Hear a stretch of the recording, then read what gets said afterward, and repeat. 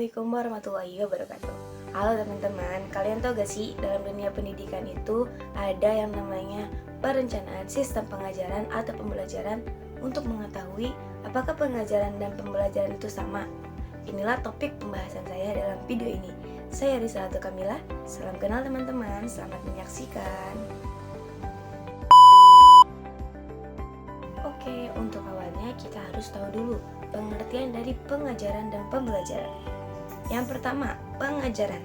Pengajaran adalah proses, cara, ataupun perbuatan mengajar yang mengajarkan suatu kegiatan yang menunjukkan atau membantu seseorang untuk belajar atau mempelajari dengan cara melakukan sesuatu dan memberi instruksi, memandu dalam pengajian sesuatu dan menyiapkan pengetahuan sehingga menjadikan seseorang itu tahu atau paham tentang yang sudah dipelajari itu. Kemudian pembelajaran.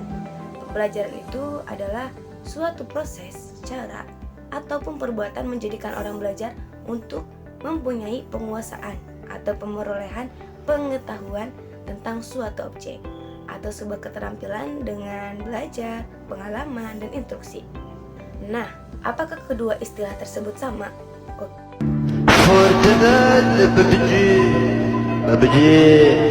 Oke, kita pahami lagi.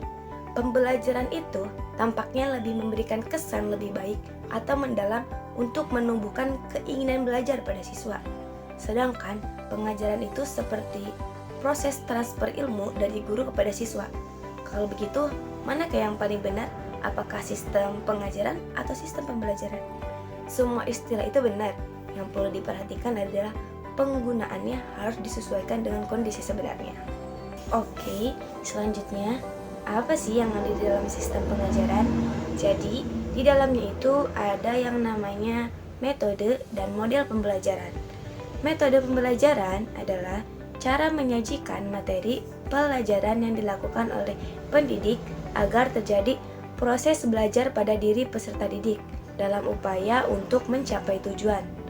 Ada banyak macam-macam metode pembelajaran. Di antaranya yang pertama, itu ada yang namanya metode ceramah. Dalam metode ceramah ini, itu merupakan metode pembelajaran yang dilakukan dengan penyajian materi melalui penjelasan lisan oleh seorang guru kepada peserta didiknya. Dalam hal ini, biasanya guru memberikan uraian mengenai topik tertentu. Yang kedua, ada namanya metode tanya jawab. Penyajian pembelajarannya itu dalam bentuk pertanyaan yang harus dijawab, terutama dari guru kepada peserta didik. Namun, dapat pula dari peserta didik kepada guru. Yang ketiga, ada yang namanya metode diskusi. Dalam metode ini itu di mana guru bersama peserta didik mencari jalan pemecahan atas persoalan yang dihadapi. Nah, selanjutnya model pembelajaran. Model pembelajaran itu adalah suatu rencana atau pola yang digunakan dalam menyusun kurikulum, mengatur materi pelajaran, dan memberi petunjuk kepada pengajar di kelas dalam setting pengajaran ataupun setting lainnya. Nah, dalam model pembelajaran ada yang namanya kurikulum. Sedikit kita bahas mengenai kurikulum ini. Apa fungsi dari kurikulum?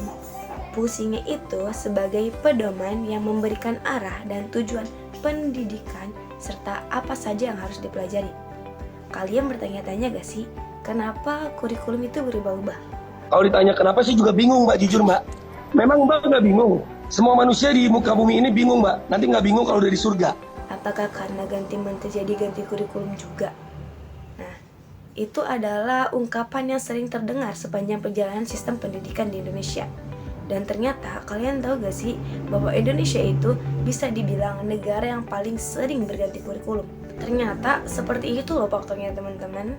Namun ada faktor penting lain dari berubahnya kurikulum, yaitu agar sesuai dengan perkembangan zaman, apalagi masa sekarang. Masa sekarang itu ilmu pengetahuan dan teknologi informasi telah berkembang dan pembelajaran akan membosankan tanpa adanya perubahan. Lalu kurikulum yang baik itu seperti apa sih? Oke.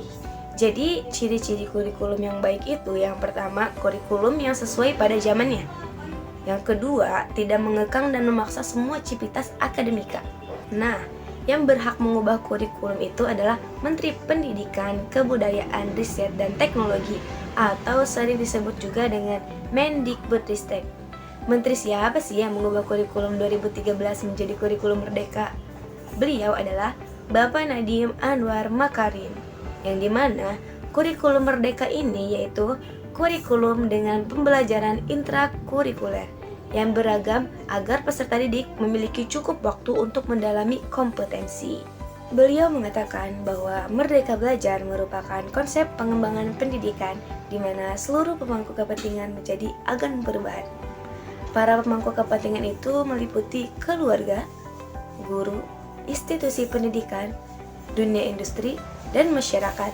Nah, sekarang teman-teman tahu kan kenapa kurikulum sering berubah-ubah? Oke, mengenai perencanaan sistem pengajaran, sebenarnya masih banyak lagi loh metode-metode dan model pembelajarannya. Nah, untuk mengetahui, saya punya satu buku rekomendasi mengenai metode dan model-model pembelajaran. Buku ini bisa menjadikan bahan pertimbangan yang penting dalam upaya meningkatkan mutu belajar. Buku ini juga penting untuk penguasaan skill para guru, baik mereka yang baru memulai karir maupun yang telah berpengalaman di dunia pendidikan, untuk selalu siap menghadapi beragam jenis materi. Nah, jadi ini adalah buku rekomendasinya, yaitu berjudul Metode dan Model-Model Pembelajaran. Nah, mungkin hanya itu saja yang bisa saya sampaikan dalam video kali ini. Terima kasih teman-teman sudah menyaksikan. Sampai jumpa. Jangan lupa untuk like, comment, dan subscribe ya teman-teman. Terima kasih. Wassalamualaikum warahmatullahi wabarakatuh.